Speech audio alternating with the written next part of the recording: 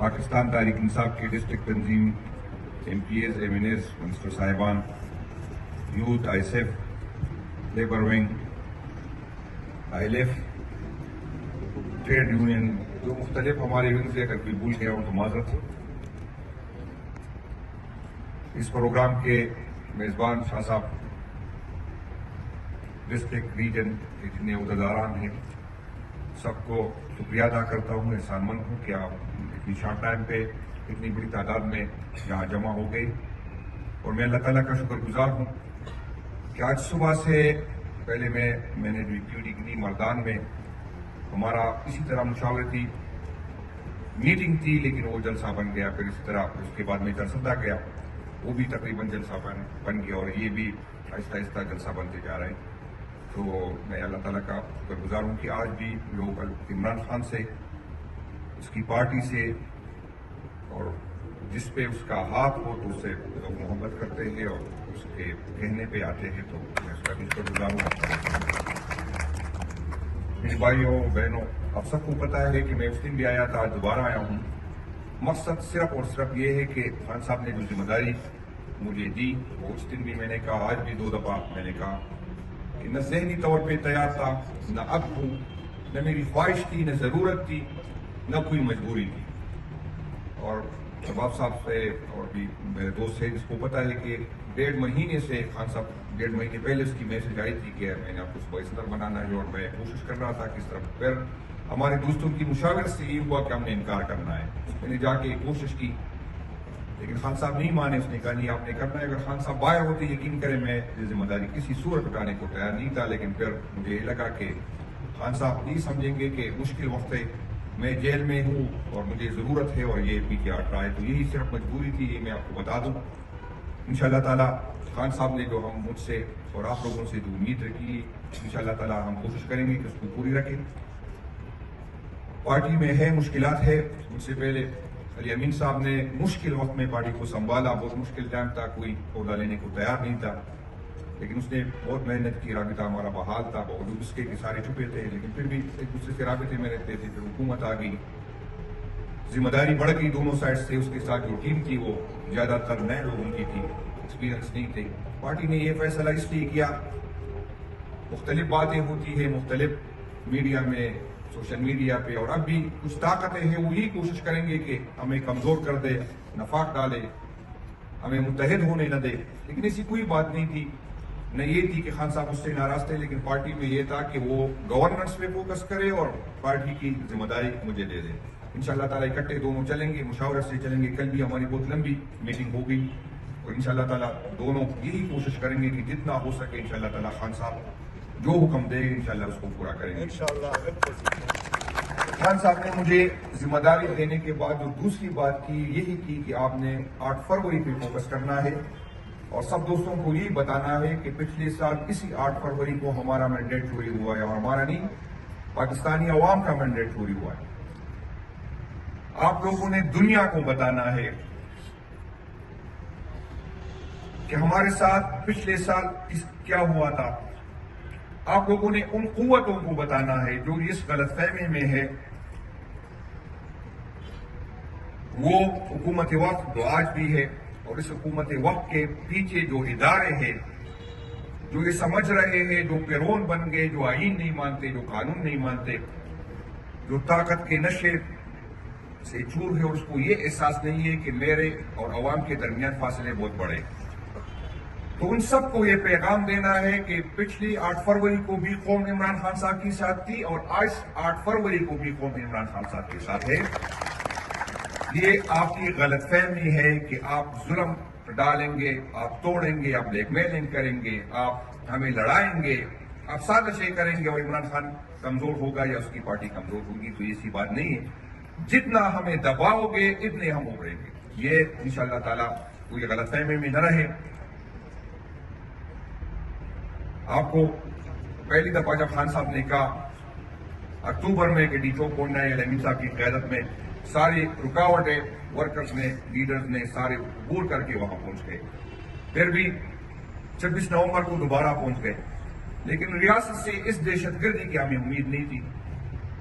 ہمیں اپنے اداروں کو ہم اپنے سمجھ رہے تھے، اپنے محافظ سمجھ رہے تھے، اپنے محافظوں سے ہمیں یہ امید نہیں تھی کہ وہ نہتے عوام پہ گولیاں برسائیں گے. ہماری تیاری بالکل نہیں تھی اس کے لیے. تو میں اس کو بتانا چاہتا ہوں کہ اس دفعہ انشاءاللہ تعالیٰ اگر خان نے حکم دیا تو ہم اس تیاری کے ساتھ آئیں گے کہ آپ نے ہمیں گولی مارنا ہے.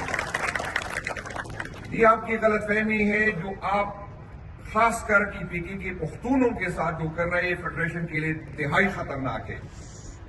آپ کو احساس نہیں ہے. آئین میں ہزار خامیاں، لیکن یہ آئین اس فیڈریشن کو قائم رکھے گی. اگر آپ آئین کو نہیں مانیں گے تو پھر دوسری بھی یہ سوچنے پہ مجبور ہے کہ جب آپ آئین کو نہیں مانتے تو پھر میں کیوں مانوں. پھر یہ سوچ ہوگی. اور یہ جو نفرت مسلسل 2 سالوں سے لوگوں کے دلوں میں ہے، یہ نفرت ہر ظلم کے ساتھ مزید بڑھ رہی ہے. اور میں کو یہ بار بار یہ کہتا ہوں کہ ہم کوئی ٹارزن تو ہے نہیں. ایک حد ہوتی ہے، اس حد سے زیادہ ہم برداشت نہیں کر سکیں گے. لیکن ایک بات آپ کو بتا دوں کہ جو ہمارے دلوں میں آپ کے لیے جو نفرت ہے نا، یہ آپ لوگوں کی امانت ہے، اور انشاءاللہ تعالیٰ اپنی آنے والی نسلوں کو تک یہ ہم پہنچائیں گے. یہ غلط فہمی ملی، یہ تو ہمارے بس میں ہے. ہم آپ کو یہی بتانا چاہتے ہیں کہ یہ ملک ہمارا ہے، یہ ادارے ہمارے ہیں، اور ہم چاہتے ہیں کہ مضبوط ادارے ہوں. لیکن مضبوط ادارے اس صورت میں ہو سکتی ہے جب اس کے پیچھے عوام ہو. مضبوط ادارے مضبوط پاکستان کی ضمانت ہے. اور میں یہ کبھی نہیں چاہوں گا، میری خواہش ہے کہ اداروں کے درمیان اور عوام کے درمیان فاصلے کم سے کم ہو. میں اس اداروں کو اون کرتا ہوں. ادارے کے اندر کوئی بندہ اس کا جاگیردار نہ بنے. آپ ایک ادارے سے تنخواہ لے سکتے ہیں لیکن مالک نہیں ہے. ان اداروں کا مالک میں ہوں اور عوام ہے. آپ یہ غلط فہمی میں نہ مرے. یہ ادارے آپ کی جاگیر نہیں ہے، یہ میری جاگیر ہے. یہ میرے ٹیکس کے پیسوں سے چلتے ہیں. تو میری یہی خواہش ہوگی کہ یہ فاصلے کم سے کم ہو. یہاں پر لوگ کہتے ہیں آپ اداروں سے بات کرنے کی بات کرتے ہیں. ہاں، میں اداروں سے بات کرنا چاہتا ہوں. میری خواہش ہے کہ میں بات کروں. میں اپنے اداروں سے بات کرنا چاہتا ہوں. میں رام اساد سے بات نہیں کرنا چاہتی. مجھے کوئی شرم نہیں کہ میں اپنے اداروں سے بات کروں. اگر میں اس کو یہ سمجھانے میں کامیاب ہوا کہ آپ کے رویے کی وجہ سے، آپ کے ان کاموں کی وجہ سے آپ اور عوام کے درمیان فاصلے بڑھ رہے ہیں، آپ اس پہ نظر ثانی کریں. اگر میں اس کو یہ سمجھانے میں کامیاب ہوا کہ الیکشن کرانا، کسی کو جتوانا، کسی کو ہروانا آپ کا کام نہیں ہے. قانون نے جو، آئین نے جو آپ کے حدود متعین کیا، آپ اس میں رہے تو یہ میرے لیے باعث فخر ہوگی. مجھے کوئی شرم نہیں ہے. میں بالکل ہاتھ ملانے کو تیار ہوں. میں بات کرنے کو تیار ہوں. جو ریاستی جبر میرے ساتھ ہوا میں معاف کرنے کو تیار ہوں. لیکن کوئی اس غلط فہمی میں نہ رہے. آپ جتنی بھی طاقتور ہے، آپ جتنے بھی فرعون وقت ہے، اگر آپ یہ سمجھ رہے ہیں کہ زبردستی ہم سے یہ کرواؤ گے تو یہ آپ کی غلط فہمی ہے. نہیں کروا سکو گے. اور میں پھر آپ سے کہتا ہوں، آپ سے مخاطب ہوں. آپ کو پتا ہے کہ میں کس سے مخاطب ہوں، کہ ہم آپ کی عزت کرتے ہیں. ہم نے آپ کا مطالعہ پاکستان پڑھا ہے. وہی مطالعہ پاکستان جو ابھی آپ نے جو ایک منظور کیا، اگر یہ ایک ہم اس مطالعہ پاکستان پہ اپلائی کریں تو آپ سب کو سزا ہونی چاہیے، کیونکہ آپ نے تاریخ جھوٹی لکھی. لیکن جو آنے والی نسل ہے اس کو پتا ہے. یہ سوشل میڈیا کے پڑھے لکھے ہیں. یہ میری طرح نہیں ہے. یہ اس نے صرف قائد اعظم کے 14 نکات نہیں پڑھے تھے. اس نے اور بھی بہت کچھ پڑھا ہے. اس کو پتا ہے کہ تاریخ کیا کہتی ہے. اس نے سی تاریخ پڑھی ہے. ہم ڈرتے ہیں آپ سے. کبھی آپ بچوں کی دھمکی دیتے ہیں، کبھی عورتوں کی دھمکی دیتے ہیں، اور کر بھی رہے. کوئی دھمکی نہیں، اسے آگے بھی آپ جاتے ہیں. لیکن میں آپ کو یہ بتانا چاہتا ہوں کہ چلو میں ٹوٹ گیا، چلو میں ڈر گیا، چلو میں نے عمران خان کو چھوڑ دیا، چلو میں بک گیا. لیکن بھائی جان، یہ جو پیچھے بیٹھے ہیں، آگے بیٹھے ہیں، جو یوتھ پاکستان تحریک انصاف کے 25-26 سال کے نئے لڑکے جو ہے، یہ تو نہ بیوی پہ صاحب ڈرا سکتے، نہ بچوں پہ ریاست ہے. آپ پتا، اگر یہ لوگ پارلیمنٹ میں آئے گی پھر آپ کیا کرو گے؟ یہ تو ڈرنے والے نہیں ہے. تو مہربانی کر کے اس ملک پہ رحم کرے، اپنے آپ پہ رحم کرے، ہم پہ رحم کرے، اور یہ فاصلے مٹانے میں کردار ادا کرے. ہم چاہتے ہیں کہ فاصلے مٹا لے.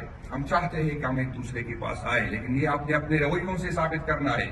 یہ نہیں ہو سکتا کہ آپ میرے غریب ورکر پہ، آپ میرے وہاں پر صرف میرے ورکر نہیں ہے، آپ غریب پختونوں پہ جو وہاں پر مزدوری کرتے ہیں، جو ایئرپورٹ جاتے ہیں، اس کو پکڑتے ہیں اور اس پہ 7-8 لگاتے ہیں، جس سے نفرتیں بڑھی گی، ریاست کے لیے خطرناک ہے۔